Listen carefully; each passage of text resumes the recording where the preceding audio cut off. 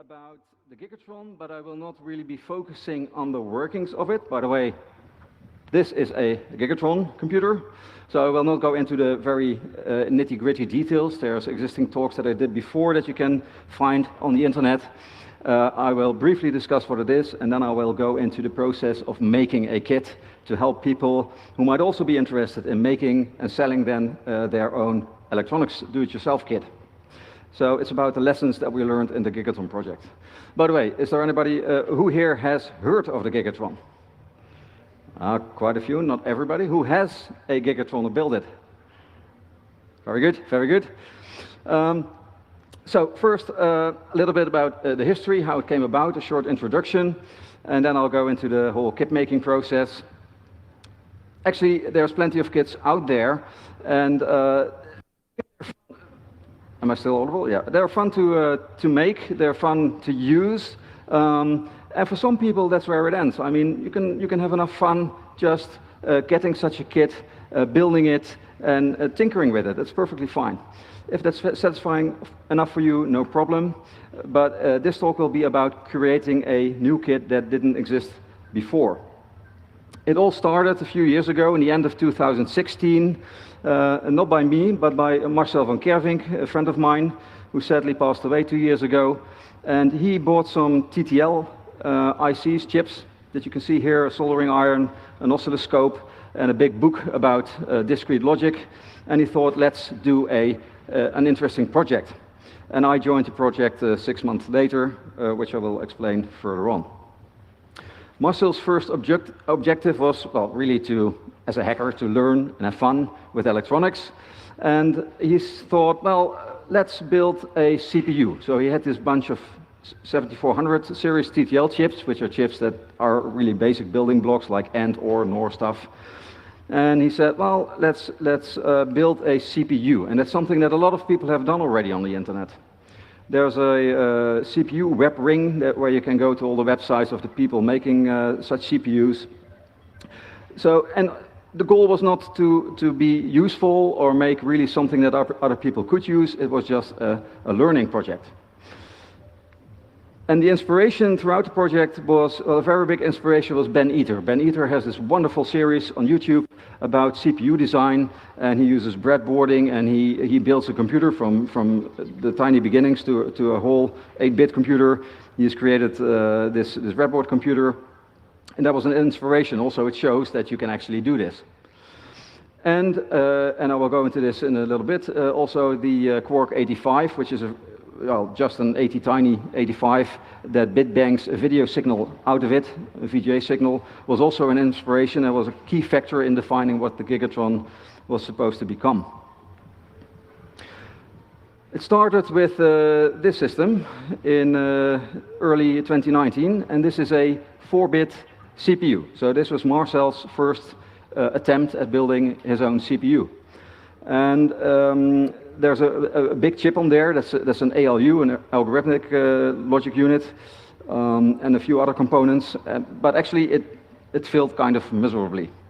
And after January 19 came this Quark 85, and this inspired Marcel to think, can I also do some VGA bit banging? That would be mighty interesting, because the idea at first was to make a simple CPU that could flash some lights or do tic-tac-toe. But this bit banging was interesting. So he built the thing on the top right, which is a system that with simple logic takes an image out of ROM and puts it out on VGA. So it's just like the Quark 85, but not using an ATtiny, but using very simple electronics. And that worked, so that was the first step. And then out of that, he proceeded to not use ROM, but use RAM. Because in the end, you don't want to have a static image from ROM, you want to be able to change the image. So on the bottom right, there were RAM chips, which he had to load using a microprocessor, an external board that you can see on the breadboard as well. And then after a lot of work in June 2017, there was the yeah, the prototype of the Gigatron. So this was the first working breadboard version of the Gigatron, and that was the main proof of concept. What's interesting is that you can actually have a look at this project, because it's in the Home Computer Museum of Bart van der Akker. So if you go to Helmond, you can go around this fabulous computer museum, play with all the computers, and also have a look at this breadboard system that's over there, which I'm quite proud of, that it's an actual museum. Now, the Gigatron rules that were made during the process were, we want to have a CPU that has no complex logic at all. It should be all really simple stuff, like stuff that you could buy in the 80s or 70s even. So no ALU, this big hunking chip that does all kinds of arithmetic. No, it's not in the Gigatron. That's done with simpler components. It should be a single board computer with about 30-40 chip count, and that was inspired by Steve Wozniak. Steve Wozniak, his first job at Atari was to build a breakout, there was a breakout game console, arcade, and he was asked by Steve Jobs to reduce the chip count. It was like 100, and he was able to reduce it to, 30 something. In the end product it was like 40 chips. And it was really a big achievement of Steve Wozniak to make such a interesting system with such such a small amount of chips. But we still wanted to do something useful and have a nice look and appeal to people. But if you want to build something that's interesting, as I said, you can just buy an existing project, and if you do it yourself, it would be nice if you build something that stands out, that you make something unique. So that was also something that was in this kit. It needs to have something that others don't have. So find a niche. And by having this system, which is actually a CPU combined video card, makes it a unique system. A lesson in the process up to the prototype board was, so make it niche, do something that others haven't done before. Of course, you build on the work of others, you stand on top of the others' work, but find a niche, and also it helps to document. So Marcel started documenting this from the second board that you saw in the previous slide on hackaday.io, and that is really helpful because other people that might also be interested will spark more motivation in you to go further. Okay, so that's about the prototyping stage. So that took quite a while. We had a prototype, and then some people said, well, that's interesting. Why don't you make this into a kit? Maybe other people are interested in this as well. And so that's what the main topic is of this. And it seemed to be a nice little bit of follow-up work to get this as a kit. And we spoke to a few kit builders that we knew about what to do, how to approach this. And they were quite helpful to us, and that's also the reason why I'm now telling you my lessons learned in the hope that you will benefit from what we have learned. So this is the working prototype. I think the work from the first buying the TTL chips to this stage was about 30% of the work. And from this stage to actually having kits that we could sell was about 70% of the work. So that's something that some people do overlook. They think, this is all nice, we have a prototype, we're ready. No, we are not even halfway. That doesn't mean that the rest of the process isn't fun, because it was quite interesting. But it's not done, it's quite a bit of work. So this was June 2017 prototype, and in February 2018 we had the complete kit that we could sell. So a PCB in a nice little box, all the components, a manual, controller, etc. So this process of going from this to this was about, Marcel and I, two people, we spent at least 2 days a week on this for that amount of time. So you can imagine that's quite a bit of work. We settled on a way of working where we were being pragmatic. Let's not overthink it, but let's think about every step of the way to find quickly the best possible solution. For the kit, we wanted to be something that could still be a bit useful in today's world, but we tried to make it really retro and 70s. But we were pragmatic, so for instance, it has VGA output, which was not really an option in the 1970s. But and for me, VGA is quite normal because I'm a bit of an older, grumpy old hacker. But for people that live now, VGA is already old school. So there was a nice, in the middle. And we also were pragmatic, for instance, in the usage of the chips that we used.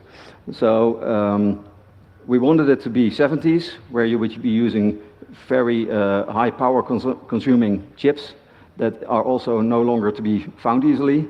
And we settled for newer versions that are plug-in replacements, but are using a lot less power. And another example is the power itself. The thing needs to be powered.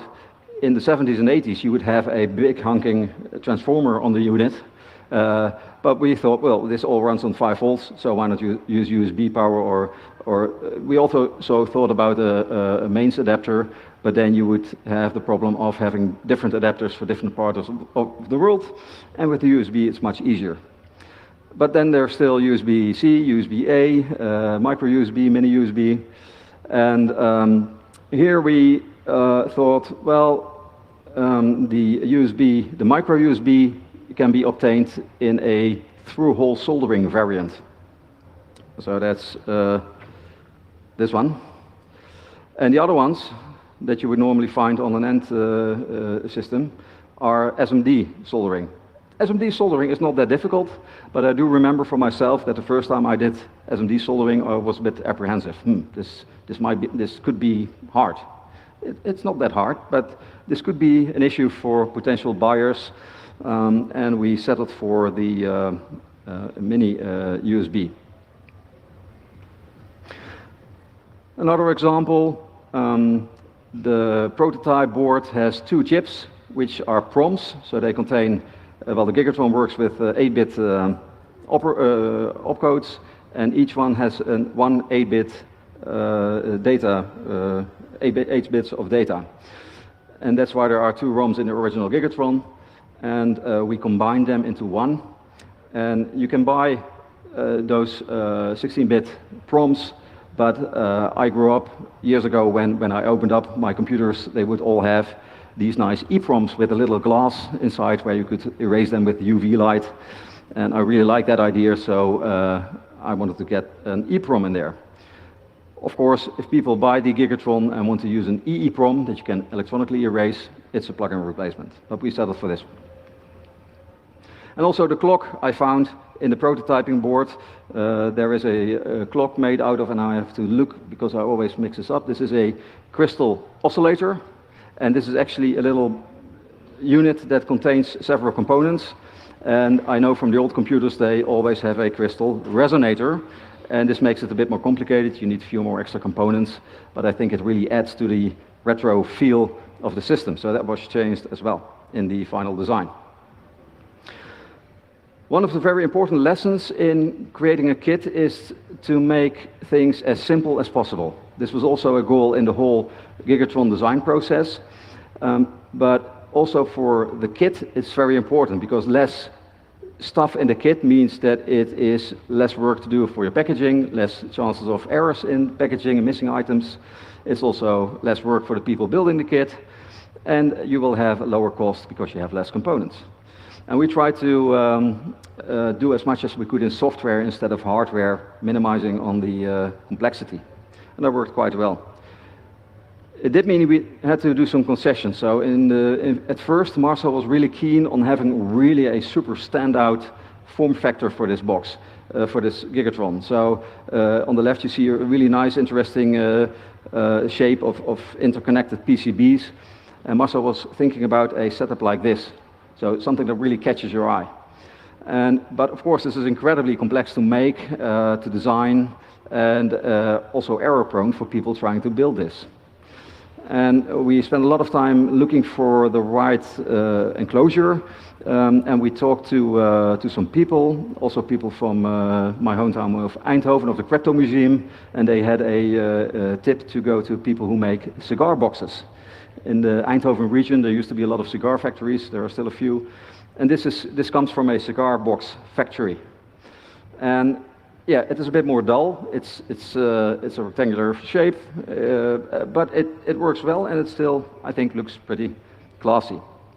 And The supplier was really helpful. He said, because we thought we need to have screws and hinges and stuff, and this guy was really super. He said, no, we can do this like this. So we can put a bit of plexiglass in there, and then it fits in there nicely, and you can just close the lid, and or we'll put some wood in, and it will fit without using any screws at all.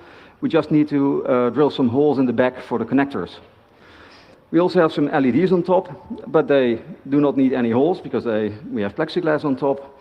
And it did mean that we decided not to have any buttons at all on the device, because that would require additional drilling or anything else to make that work. So we changed the electronics. As you see on the top right, we added some electronics to make sure that the system will boot up nicely without having a reset button, and the reset can be done in software. And then we needed a controller, because that was not included in the kit. And we had no idea what to use. I found some controllers on the internet in China somewhere. And this is a Famicom controller, also known as a NES controller. It's not completely the same.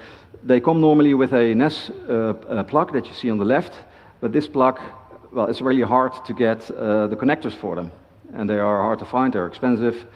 But I did find a supplier who had those with a standard DB9 connector, which is very common and very easy to get. And so we decided upon that one. So we bought it in China, just bought a few, and we started experimenting how this thing worked. So we put it on an oscilloscope, and we found out that it's really a very simple shift register. So you give it a pulse, and then you, to wake it up, then you give it a second pulse, and each pulse you get 1 bit of button data out of it. And that was really great because it allowed us to hook it up to the Gigatron actually without any additional hardware. Why? Well, now I go into a little bit of technical detail. The Gigatron is outputting a bit-banging VGA signal, and a VGA signal has a horizontal sync pulse at the end of every scan line. And then at the last line of the screen, it has a vertical sync pulse. And we use these to trigger the controller. So every vertical sync pulse, the controller is being read, and then every horizontal line, it reads 1 bit out of the button state of the controller. And for that, we just needed to add some extra wires and fix the rest in software, which was great. And also, since we were working on this, we could also add LEDs with just 1 component extra, plus the LEDs, and audio out with 4 extra components. The next big thing was to get this onto a PCB, because we had the prototyping board, but of course we wanted to have a PCB. And this required learning KiCad and getting all of this on there. And this is all, those traces are handmade. I mean, you can do some auto tracing, but this is all made by hand to make sure that it looks nice, but also that it is logical. So for instance, over here you see the algorithmic logic unit, and you see there's 4 chips here on the outside and there as well. And those are 48 bits that it uses in the calculations, for instance. So this is logically arranged, but that took a lot of work. It took 10 weeks of work to get this to the stage of this board. And in this process, we also had to know which actual components we would be using in the kit. Because you need to have the holes in the right place, obviously. And that's where we also really tried to make sure that everything that you can put in the board cannot be accidentally switched. So on the right you see 2 types of capacitors, and they have different values, so they should not be intermixed. So we selected from the vendor different capacitors that have the pins in a different spacing. So it becomes harder to accidentally swap them out. So these things were taken into account for the PCB, and we made a few, and there were 2 mistakes still in there, which we caught before we hooked it up. We fixed those, and we turned it on, and it actually worked. And here you see it showing a picture of itself as a prototype board.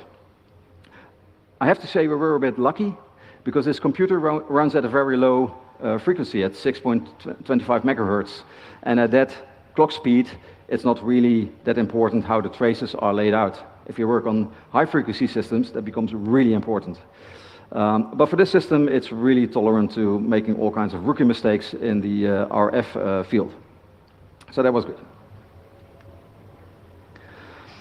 And lessons we had, from the people that we talked to, from the other kit vendors, from the people that made PyDP and from the crypto museum, the Enigma, was that we should minimize support effort, because that takes up a lot of time. If you supply a kit and it's not really easy to build, and people start asking questions, which of course they are entitled to do, but that takes up a lot of time. And it's better to spend that time upfront to make sure that everybody will be able to build it in one go without any issues. So that means making everything unambiguous. So that's why we use the different components, so they cannot be intermixed. Anticipate everything that somebody could do wrong. And again, simplicity. So that was a lot of work. In the end, this prototype board, if you have really good eyes, you can see this is version 1738. And a few versions later, we had the final board. And here we did our best to make sure that everything is labeled as good as we can to avoid mistakes of people putting chips in the other way around, etc. Then I remember we also, Marcel and I, had a discussion about sockets, and that was really a controversial discussion. Should we supply chip sockets with the kit? So you solder in the socket and then you put in the IC into the socket. And well, you could say the pro is that it looks really neat. It looks professional, like a high-quality product. And of course, if you ruin a chip, you can just easily replace it. So those are the pros. But it is more costly because you have to add them. And you also need several types, so you have the mixing up problem again. And there's a high chance that people who are not accustomed to using those to insert the ICs in the wrong way, bending pins, and sometimes they bend to the inside, and you put in the IC and you don't see that the pin is bent, and it gives rise to all kinds of problems. So we were fearing all the support calls for those. And also the chip is there with a physical connection, not a soldered connection, and that could also lead to issues, although maybe not very often. In the end, we settled that we needed a socket for the EEPROM, because you want to take it out and erase it and reprogram it. Now you have ZIF sockets, zero insertion force sockets, that have a little lever to easily extract them, but they're really big and bulky, or they are not so bulky but really expensive. And in the end, we decided to use these cheap dual leaf contact sockets. They are a bit lower quality, but they have a bit more tolerance for not putting in the chip at the exact right spot. It will still fit. It makes it easier to insert the chip. For the RAM socket, well, we also put it in a socket to allow for further RAM upgrades. And here we use a more quality turn socket, but it's quite hard to put a chip into a 28-pin socket if you've never done that before. So you need to make sure that the pins are straight. So I decided to bend them and insert them in the socket for every kit. So the kit comes with a pre-inserted RAM into the socket.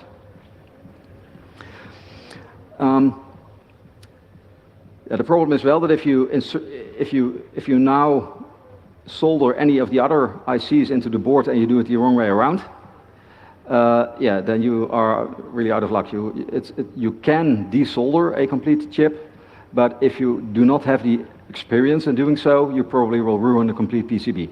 And we've had cases of people doing so, and we advised everybody who's soldered them in the wrong way to just cut all the pins and then solder out the pins one by one, which is quite easy, and then ask us for a new chip and put that one in. So that was the components, and then we had to have a manual. So I spent about a month on creating this manual. That was a lot of work, but it includes a little bit of information about electronics, how all the components work. It includes information about soldering, how do you solder, and here you can see a picture of how you bend the ICs to make them fit into the board or in sockets. It has, so the soldering instructions, and we also have it in a ring, so you can lay it flat, which makes it easier to have it open next to on your bench while you are soldering. So we thought about all these things. And actually this is after the wooden case that we supply with the kit, but this was the most expensive part to make as well. Now, I don't know, is there anybody here who has experience with the Heathkit do-it-yourself kits by any chance? Anybody heard of those Heathkit kits? No, those were a thing of the past. One person knows them. A thing of the past, but they had really awesome manuals, as you can see here. I looked up this image after the fact, after I had written the manual, but you see this one also has soldering tips. How do you solder? How do you recognize bad soldering? And that's really helpful because it saves a lot of work in fixing problems later if people make mistakes. So that led to this manual, and what also was really helpful is that we were doing this as a team. And for instance, Marcel has a lot of experience in software. I have less experience in software, but I have more experience in soldering, whereas Marcel didn't. And that really helps to get other viewpoints. And for the soldering, for instance, Marcel told me that the first time he was soldering, he put in the IC on top of the PCB and also soldered on the top side. And I had not thought about people doing this because I had been soldering all my life, and I know you solder on the bottom side. But that's really useful information because now the manual can clearly warn people for such mistakes that people will probably make. And actually, it's quite a lot of kits were sold to people who did not have any prior soldering skills, and they were still able to create this kit. So that was really good. Oh yeah, and also I'm used to I've been soldering and doing electronics for a long time, so I know the resistor color coding table on the top of my head. But nowadays people use SMD resistors, and they just have the number on there. So they are not used to using the colors. So we need to add the color codes. But I also made sure that in the steps where it describes how to actually put the components onto the board, that it does not only say you need to insert a 10K resistor, but also has the brown, black, etc. coding on there to make sure that people use the right components. Because not everybody likes to read, but people nowadays normally will go to YouTube to find information on how to do stuff. Myself included, we thought, let's also make a series of videos. So the kind people of, again, the Crypto Museum in Eindhoven helped me out and provided me the space to do some soldering, and I made I made 13 videos of the whole process going through the whole Gigatron build. I checked yesterday, and we're now at about 500 views. I'm not sure if this is people who are just like somebody to solder stuff and tell people about it, or if they are actually building a kit. But I think it was a nice addition. Then, sourcing parts. If you build a kit, you need to have the parts. And what's important that for your prototype, you just buy the parts and you're done. But if you want to make a kit and sell it for an extended period of time, you need to make sure that you are able to get those components for all of that time. So we looked around to see what kind of people had these components and what their stock was. And we found out, well, the game controller, we had no idea how many there were in stock. So we took a bit of a gamble. The crystal was a bit of an issue, and there is one resistor network that might be an issue. But that looked to be okay for stock. And then also we need the parts to be reliable. So we heard some really horror stories about cheap components being bought, even chips that were bought that turned out to be empty shells with pins. That does happen sometimes. So we went for sources like Mauser, DigiKey, Farnell to be sure that we had the correct parts, except for 3 components. The EEPROM is no longer really in production, I assume. But we found a source that had a lot of them, and they looked to be new. I also did the swap test to see if the label was not printed on later, but it looked to be a genuine part. And for this component, it's not that critical because I need to program it anyway before it's being put in the kit, so we know that it is working. Now the controller, that was a bit of an issue because we ordered a few of them, we sold some kits, it worked fine, and then we ordered our second batch, and then the controller was different. So there was different electronics inside. And to be technical, one was activated by an up flank and the other with a downward flank. So we had to rewrite the software but we weren't able to make it work as smooth as the first controller. So all the people here and on the stream that have bought from that batch, my apologies for the controller not being as smooth as it could have been. And we had some problems with USB cables that were substandard, so they had a huge voltage drop over them. And if the voltage drops, the Gigatron no longer works reliably. And for the next batch, we switched to AWG28, which is the measure of thickness of the copper inside of the cable, so thicker cables. And then all these problems were gone, luckily. Now, the first batch was 10 systems that we gave to beta testers to get valuable feedback about things that we could still improve. And then we had a batch of 100. And of course, the advantage of buying in bulk is that you get bulk discounts. So they start at 25 or 50 or 100 or even more. So we thought, well, let's hope we can sell 100. Actually, our goal was to outsell the Apple I, which sold 200 back in the day. So we hoped we were going to make that. We had no idea if we were ever going to get there, but we thought we could take the risk of buying for 100 to drop the cost. So let's talk about the cost. If you build a kit and you are going to sell it, you need to determine what the end user price will be. How do you do that? Is it the cost of the components? No, it's more.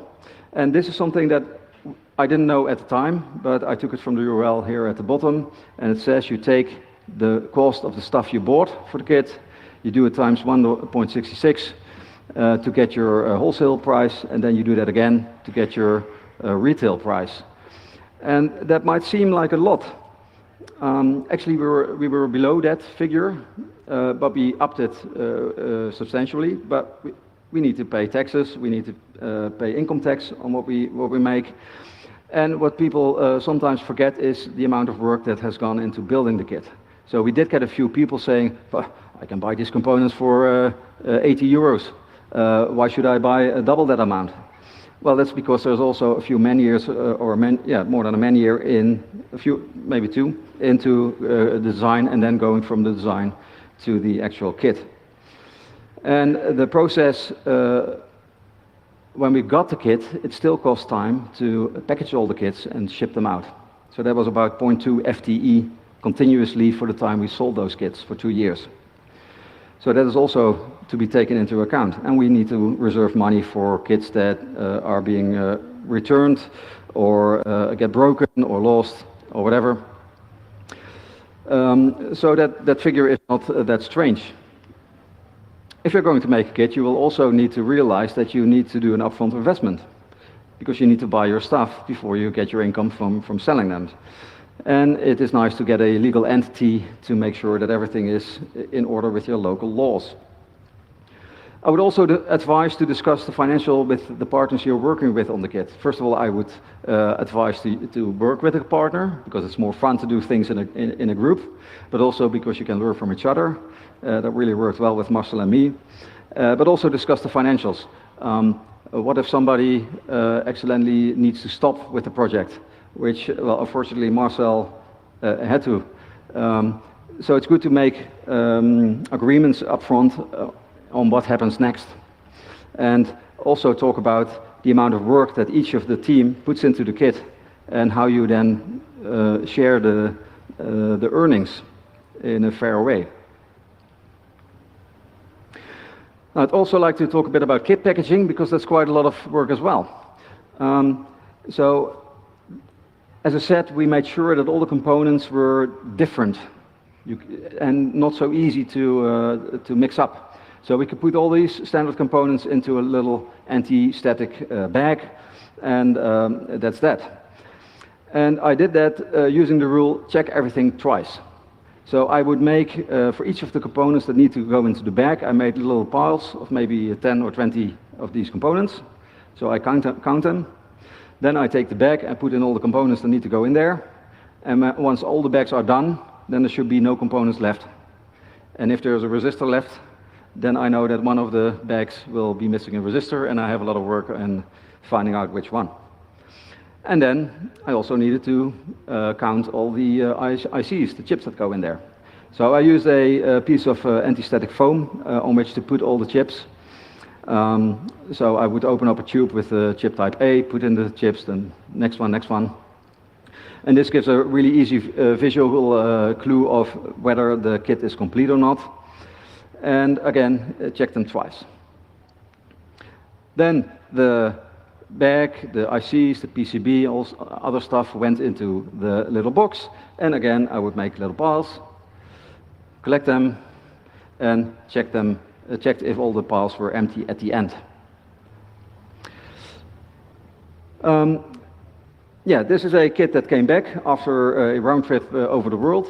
So some kits, I bought a kit last few months ago, which was really nicely packaged. So it was specially purpose-made foam with indents where all the components went into, and that was really nice because if you shake it well, it still stays in place.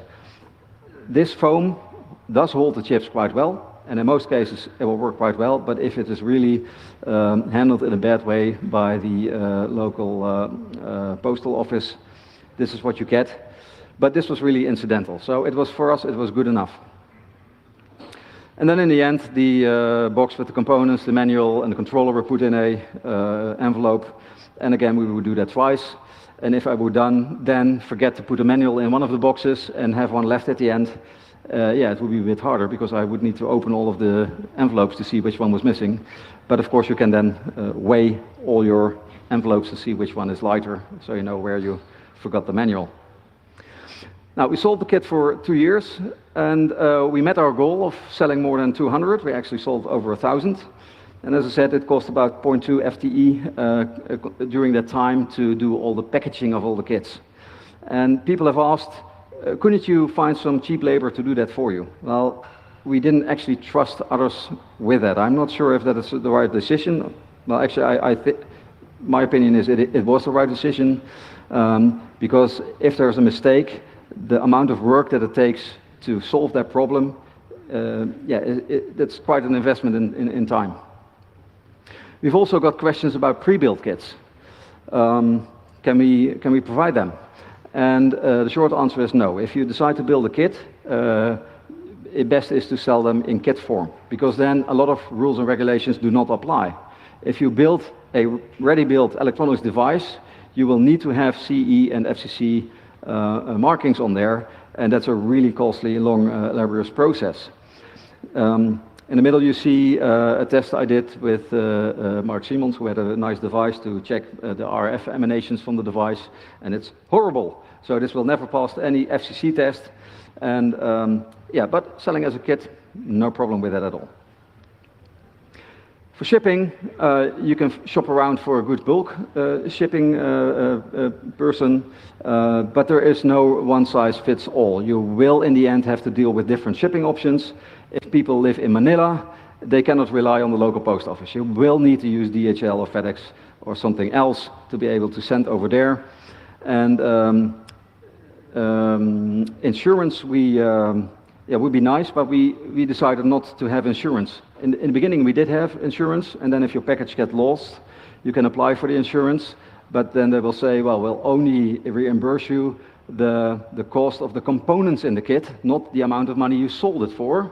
And please show me all the paperwork that explains how much the components were worth. So it's a lot of hassle, and it's actually cheaper to just have these few parcels be lost and not pay for all this insurance.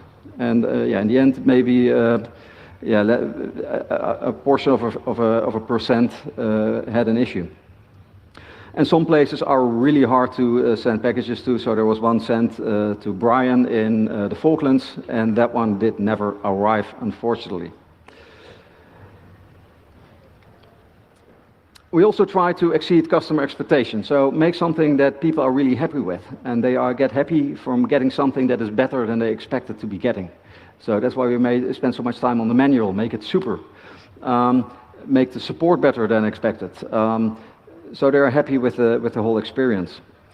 And support we did via email, but we also try to do a lot for people to do self-help. So we had a website on the internet with all kinds of guides, how to measure voltages to pinpoint a problem. And quite early on we made a forum. And we had very limited issues with the parts that we got in, only with the controller problem I told you about. And once, believe it or not, we had a customer saying there were the wrong resistors in my package. Well, no worry, because I'm an electronics geek, so I have enough spare ones. And then somebody else said, I'm also missing resistors, and it turned out I had swapped them in the two different bags, and of course my little piles were all down to zero, so I didn't notice that I had swapped resistors in two packages. But that was the only mistake I made in 2 years, so that's fine. Marketing we did a little bit. First of all, we used a really nice white box to send them in, to get that first experience of, this is a nice kit. But of course we also need to do some marketing via vloggers, and we decided to send a kit to the 8-bit guy who has a blog about 8-bit computing, and we already knew in advance that he would not like the fact that it would not run BASIC. Actually, the current version does run BASIC, but the first version didn't, and he also commented about it, but he did a really nice review, and that video now has almost 2.5 million hits, so that was really great. And we also sent one to the EEV blog, which is an electronics guy, and this was cool because he got the kit, and he opened it up on his channel, and he saw the manual, said, that's nice, do it away. And then he just started, he saw on the PCB what should be on there, and he just started soldering all the stuff on there without any manual at all, and he got it working from the first try, so that was really great. And he did a live soldering session video, and he also did some follow-up videos about, this is a nice system to show you the difference between 2-layer and 4-layer PCBs. So together with us, he made a 4-layer PCB, and he did some measurements to see what the differences are. And he also did a video about the caps that are there, the bypass capacitors. So that was cool. And we sold quite a few. In the first month, we sold to 25 countries. We sold to companies like Microsoft, Apple, Google, Facebook, IBM. Well, we sold to Apple, but I don't think we sold to Steve Wozniak, which was our super goal. We also created this community on forum.gigatron.io, and then it took off a little bit, and that was really great to see. If you have your brainchild come to life with people starting to use it and experiment themselves. And after 1 month, we had some additional software. We had sprites. We had people doing hardware like RAM extensions. We had somebody who built a really fast version using special fast TTL chips that would run at quite a large speed.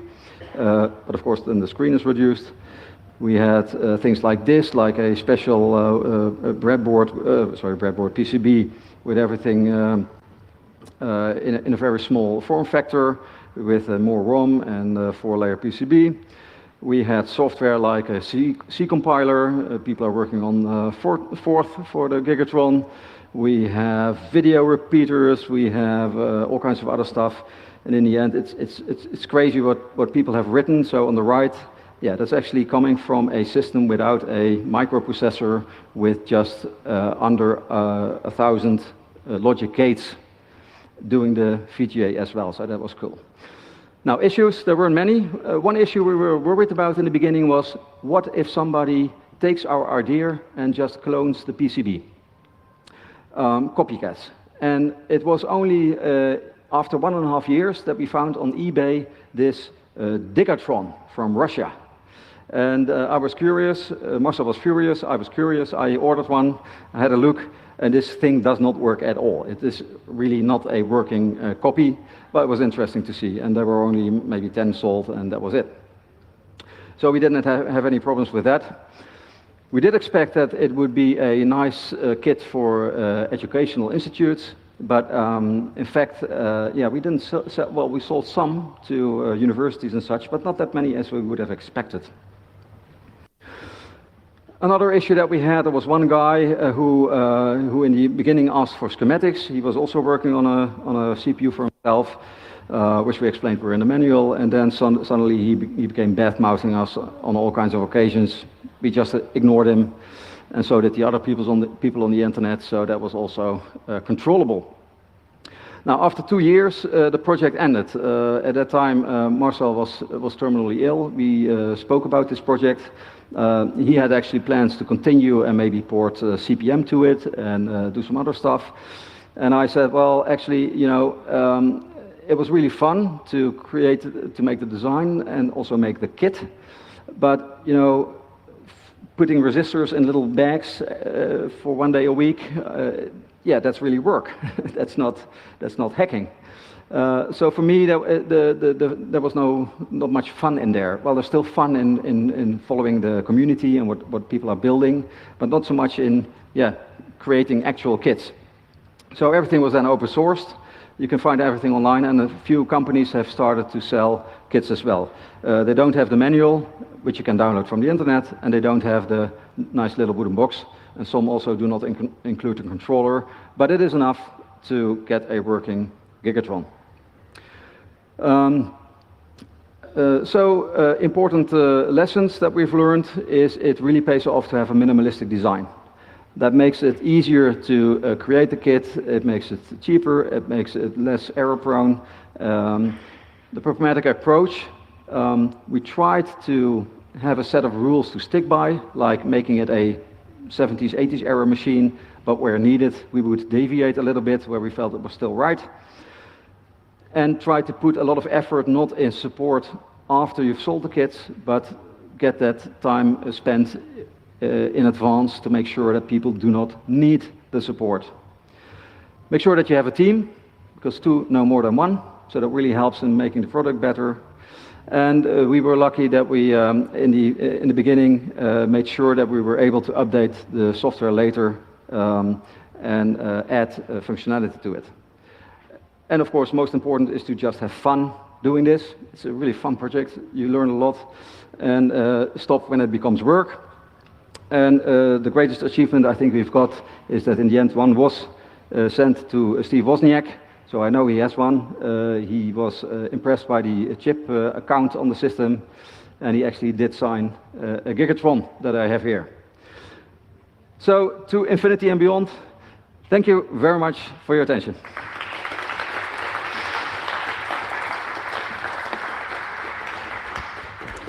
And maybe I have 30 seconds for questions, or? Yeah, go for it. You've got 2 minutes. Cool. So yeah, if there's any questions for Gigawaltz, please quickly head up to the microphones in the center and be brief.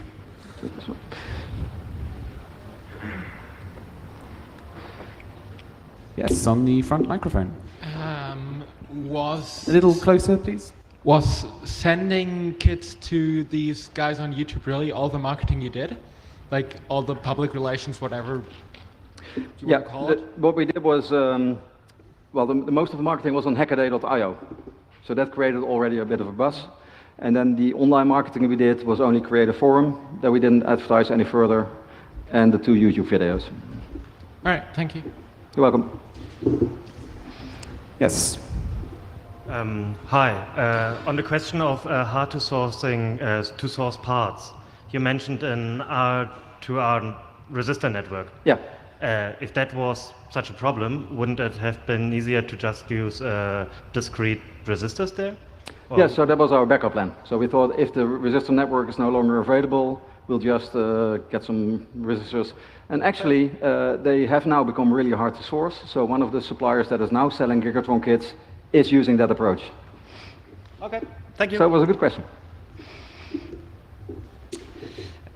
Thank you. Can you tell something about how people program the Gigatron?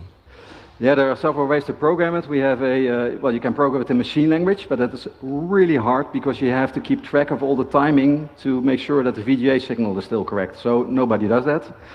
Then we have something called Gigatron Command Language, GCL. That's rather low level still, but good enough to be used to create some games or other things. And now, of course, we also have the little C compiler. We have BASIC. So there are a few ways to program it. But do you need to reflash the EEPROM? Yeah, so basically you need to reflash the EEPROM, but there are now hardware extensions. So this is a hardware extension that also includes an SD card where you can just put your files on the SD card and run them from there. So that's not part of the original design, that's something that came out of our community. Nice.